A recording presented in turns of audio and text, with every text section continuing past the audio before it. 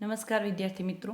ધોરણ 11 અર્થશાસ્ત્ર વિષયમાં આપણે પ્રકરણ નંબર 9 છે એનો અભ્યાસ કરતા હતા, જેનું નામ છે રાષ્ટ્રીય આવક. તો આ પ્રકરણમાં આપણે અગાઉ ઘણા બધા મુદ્દાઓની ચર્ચા કરેલી છે. આજે આપણે રાષ્ટ્રીય આવકનું માપન, આ મુદ્દો છે એનો અભ્યાસ કરીશું. તો રાષ્ટ્રીય આવક માપનની પદ્ધતિઓ અથવા તો રાષ્ટ્રીય આવક માપવા માટેની પદ્ધતિઓ. તો રાષ્ટ્રીય આવક છે, આપણે રાષ્ટ્રીય આવક કોને કહેવાય અથવા શુદ્ધ રાષ્ટ્રીય આવક, આવા બધા મુદ્દાઓ છે, એની વ્યાખ્યાઓ, એની અર્થ, એની વિશેષ સમજૂતી મેળવી લીધી. તો હવે આપણે રાષ્ટ્રીય આવક માપવા માટે છે એ કેવી કેવી પદ્ધતિઓ છે એને ઉપયોગમાં લઈશું. તો સૌથી પહેલાં તો રાષ્ટ્રીય આવકનું માપન એટલે શું, આપણે પહેલાં જોઈએ કે રાષ્ટ્રીય આવકનું માપન એટલે કે ગણતરી. હવે દેશની જે કુલ રાષ્ટ્રીય આવક છે એને તમે ગણતરી કરો કેટલી છે, તો એને શું કહેવાય, આપણે આવકનું માપન. આપણે એની ઘણી બધી વ્યાખ્યાઓ પણ સમજ્યા વિદ્યાર્થી મિત્રો અગાઉના વિડીયોમાં, કે આની પહેલાંના વિડીયોમાં, કે રાષ્ટ્રીય આવકની જુદી જુદી વિભાવનાઓ અથવા તો વ્યાખ્યા કે એના અર્થના આધારે રાષ્ટ્રીય આવકની પણ રીતો અથવા તો પદ્ધતિઓ પણ જુદી જુદી છે. તો રાષ્ટ્રીય આવકની વિભાવના કે એની વ્યાખ્યા જે આપણે અગાઉના વિડીયોમાં ભણ્યા, તો એના આધારે એના 3 અર્થ નીકળે છે અને એ 3 અર્થના આધારે તેની 3 વિભાવનાઓ અથવા તો 3 વ્યાખ્યાઓ સ્પષ્ટ થાય છે. તો રાષ્ટ્રીય આવકને છે એ ગણવા માટેની 3 પદ્ધતિઓ પ્રચલિત છે, આપણે એવું કહી શકીએ. પહેલી છે ઉત્પાદનની પદ્ધતિ, બીજું છે આવકની પદ્ધતિ અને ત્રીજું છે ખર્ચની પદ્ધતિ. તો આપણે હવે આ 3 પદ્ધતિઓ છે એનો છે વિગતવાર ક્રમશઃ અભ્યાસ કરીશું વિદ્યાર્થી મિત્રો. તો આજે આપણે સૌથી પહેલી પદ્ધતિ ભણીશું કે ઉત્પાદનની પદ્ધતિ. ઉત્પાદનની પદ્ધતિ છે એના આધારે આપણે રાષ્ટ્રીય આવક છે એ કઈ રીતે માપી શકીએ છીએ. તો ચલો જોઈએ કે ઉત્પાદનની પદ્ધતિ છે એ શું છે. તો કે રાષ્ટ્રીય આવક ગણવાની આ પદ્ધતિ છે એ પ્રોફેસર માર્શલની વ્યાખ્યા ઉપરથી વિકસાવવામાં આવી હતી. આપણે માર્શલની વ્યાખ્યા છે એમાં ભણ્યા હતા કે દેશનું કુલ ઉત્પાદન છે એ દેશની રાષ્ટ્રીય આવક છે. એટલે કે વર્ષ દરમિયાન છે એ દેશના જે 3 મુખ્ય ઉત્પાદનના ક્ષેત્રો કયા ભણ્યા હતા આપણે, ખેતી, ઉદ્યોગ અને સેવા. એટલે કે આ 3 ક્ષેત્રોમાંથી વર્ષ દરમિયાન કેટલું ઉત્પાદન થાય છે અને એ ઉત્પાદનને તમે મૂડી અથવા તો નાણાંમાં એની છે એને ફેરવી અને ગણો તો શું કહેવાય કે દેશનું ઉત્પાદન આટલું હોય, એના આધારે તમે જાણી શકો કે દેશની રાષ્ટ્રીય આવક છે એ કેટલી છે. આવું આપણે પ્રોફેસર માર્શલની વ્યાખ્યામાં ભણેલા.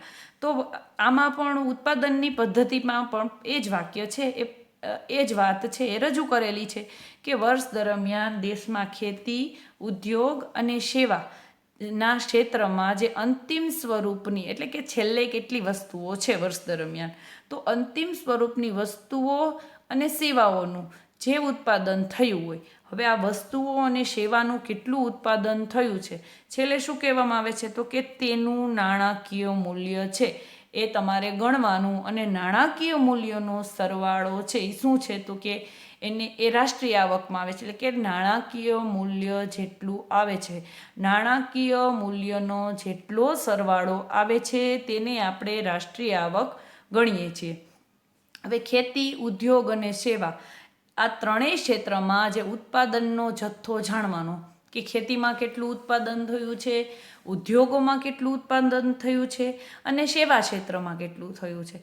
એમાં એ 3નો ઉત્પાદન થયેલો જથ્થો જાણી અને તેને બજાર કિંમતોથી ગુણવાનું કે તે વર્ષની બજાર કિંમત કેટલી છે, તો એને બજાર કિંમત સાથે ગુણી અને એનું નાણાકીય મૂલ્ય છે એ આપણે મેળવવાનું રહે છે. એટલે કે નાણાકીય મૂલ્ય શોધવામાં આવે છે.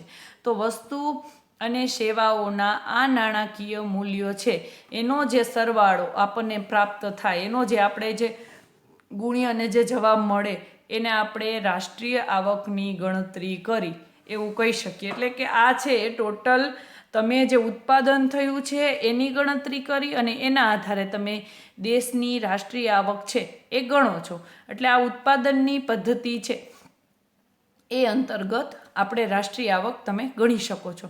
હવે આમાં છે એ મહત્ત્વની બાબતો કઈ કઈ છે, તો કે મહત્ત્વની બાબતો સૌથી પહેલું તો છે કે અર્થતંત્રનું જુદા જુદા ક્ષેત્રોમાં વર્ગીકરણ આપણે જોયું હતું કે અર્થતંત્ર છે એ મૂળ 3 ક્ષેત્રો ઉપર આધાર રાખે છે: ખેતી, ઉદ્યોગો અને સેવા. તો આમાં ખેતી છે એ પણ અનેક રીતે થાય છે વિદ્યાર્થી મિત્રો.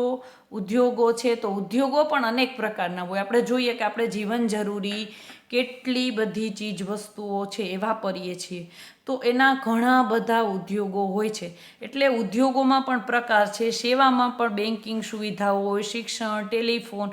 તો સેવા ક્ષેત્રો છે એ પણ અનેક છે. એટલે અર્થતંત્ર કોઈ એક બાબત ઉપર સ્થિર નથી, ઘણા બધા ક્ષેત્રો ઉપર છે એ ટકેલું છે. એટલે કે અર્થતંત્રનું આપણે એવું કહી શકીએ કે ઘણા બધા ક્ષેત્રોમાં વર્ગીકરણ થયું છે, અને આ દરેક વર્ગીકરણમાંથી તમારે ઉત્પાદન કેટલું છે, કે સેવાનું કેટલું ઉત્પાદન થયું છે, ઉદ્યોગો બધા જ નાના છે, સૌથી લઈ મોટી મશીનરી સુધીના દરેક ઉદ્યોગો છે, એમાં એની ગણતરી કરવાની આવશે કે આવા ઉદ્યોગોમાં કેટલું ઉત્પાદન થયું છે. અને ખેતી પછી જે કોઈ પણ ખેતી હોય, પછી એ ફળની ખેતી હોય, ફૂલ હોય, બગીચા હોય, પશુપાલનના બધી જ પ્રવૃત્તિઓ છે એ બધી જ પ્રાથમિક પ્રવૃત્તિઓ છે એમાં આવશે. તો જે આ બધી જ ક્ષેત્રની પ્રવૃત્તિઓ શું કરવાનું થશે, તો કે આપણે ગણવાની થશે. એ ગણી અને એના આધારે આ બધું જ ઉત્પાદન ગણી એનો સરવાળો કરી અને એના આધારે આપણે છે એ શું કરવાનું છે, તો કે આપણે કુલ રાષ્ટ્રીય આવક મેળવીએ છીએ. બરાબર. એટલે આ ઉત્પાદન પદ્ધતિના આધારે એનો જે ઉત્પાદિત જથ્થો છે એનો સરવાળો આપણે શું ગણીએ છીએ, કે ઉત્પાદન પદ્ધતિના આધારે ગણતરી કહીએ. એટલે આપણે એવું કહી શકીએ કે મહત્વની બાબત શું છે, તો કે અર્થતંત્રનું જુદા જુદા ક્ષેત્રોમાં વર્ગીકરણ થયું છે, અને આ દરેક ક્ષેત્રના વર્ગીકૃત થયેલા દરેક ક્ષેત્રોને આપણે છે એ ગણવાનું રહેશે. ત્યાર પછી છે કે વસ્તુ કે સેવાની પસંદગી. એટલે આપણે જોયું હતું કે ઉત્પાદિત વસ્તુ અને સેવા, તો એની પસંદગી આપણે કરવાની રહેશે કે શેમાંથી તમારે ગણવાનું થાય, કેટલી વસ્તુ અને કેટલી સેવા છે એ ઉત્પાદિત થયેલી છે, એની પસંદગી કરી અને એના આધારે તમારે છે એ કુલ સરવાળો મેળવવાની રહે છે. પછી આવે છે કે ગૃહિણીના ઘરકામની સેવા. વિદ્યાર્થી મિત્રો, આપણે વારંવાર જોઈએ છીએ કે ભારત દેશમાં કામ કરતી સ્ત્રીઓ છે એનું પ્રમાણ ઘણું જ ઓછું છે. એટલે તમે ગૃહિણીનું ઘરકામ જોજો તો ગૃહિણીનું ઘરકામ છે એના બદલામાં કોઈ જ પ્રકારનું વેતન મળતું નથી. કારણ કે ગૃહિણી છે તમારા પરિવારમાં તમારા મમ્મી હોય, બેન હોય, અથવા તો પત્ની હોય, કે પછી કોઈ પણ તમારા ફેમિલીમાં લેડીઝ હોય, તો એ બધા જ આખો જ દિવસ તમારા ઘરનું કામ કરતા હોય, રસોઈ બનાવે, સાફ સફાઈ, બાળ ઉછેર, તમારા મમ્મી હોય તો તમારું બધું ધ્યાન રાખતા હોય, ઘરનું કામકાજ કરતા હોય. તો આ બધું શું છે, તો કે ગૃહિણીની સેવા છે. આ સેવાના બદલામાં ક્યારેય એમને આપણે કોઈ વેતન આપતા નથી. એના બદલામાં જો તમે આ કામ કરવા માટે કામવાળી રાખશો તો મહિને 10,000, 15,000, 25,000 જેવું કામ એ પ્રમાણે પૈસા લેશે.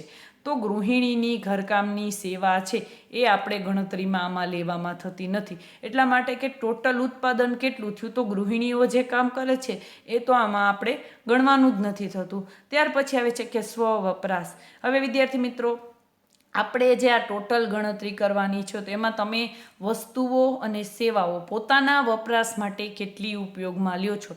દરેક વ્યક્તિ છે એને નાનાથી લઈ અને મોટી જીવન જરૂરિયાતની ઘણી બધી ચીજ વસ્તુઓ છે એ વપરાશ માટે જરૂરી હોય છે. એટલે એના માટે તમે સ્વ વપરાશમાં જેટલી ચીજ વસ્તુઓ લ્યો છો એને બાદ કરી નાખવાની થશે, કારણ કે એ તમારા પોતાના વપરાશ માટે ઉપયોગમાં લેવાઈ જાય છે.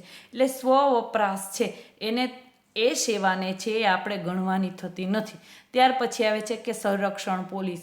તો જે સંરક્ષણ પોલીસ છે કે જે દેશના સંરક્ષણ માટે જેનો ઉપયોગ થાય છે, તો આવા લોકોની સેવા છે, આપણે જે સેવા ક્ષેત્રો છે એમાં આને આપણે ધ્યાને લેવામાં થતી નથી. જે કુલ ઉત્પાદન ગણો કે સેવાનું કેટલું ઉત્પાદન થયું છે, તો એ દેશની આવક છે, તો એમાં જે સંરક્ષણ ક્ષેત્ર છે, સંરક્ષણ પોલીસ છે, એની સેવા છે એ આપણે ગણવાની થતી નથી. એટલે આ બધી મહત્વની બાબતો છે એને આપણે ધ્યાને લઈ અને પછી દેશની કુલ જે ઉત્પાદિત થયું કે જે કુલ સેવા અથવા વસ્તુઓ ઉત્પાદિત થઈ જે વધે છે એને આપણે સરવાળો કરી અને રાષ્ટ્રીય આવક છે એ મેળવીએ છીએ. એટલે આ બધી બાબતો છે કે જે અર્થતંત્રનું જુદા જુદા ક્ષેત્રોમાં વર્ગીકરણ થયું છે તો એમાંથી આપણે ગણતરી થશે, એમાંથી વસ્તુ અને સેવાની પસંદગી કરવાની રહેશે.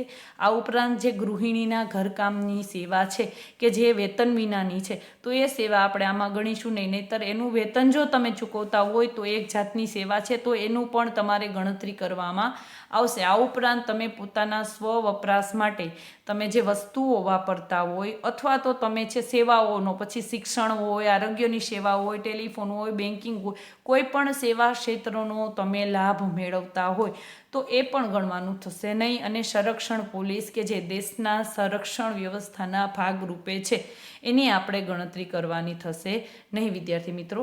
તો એના આધારે આપણે છે એ મહત્ત્વની જે બાબત છે એ કે મહત્ત્વની દેશની રાષ્ટ્રીય છે એ આવકની પદ્ધતિ ઉત્પાદનના આધારે છે એ જાણી શકીએ છીએ. આજના વિડીયોમાં આટલું જ. થેન્ક યુ વિદ્યાર્થી મિત્રો.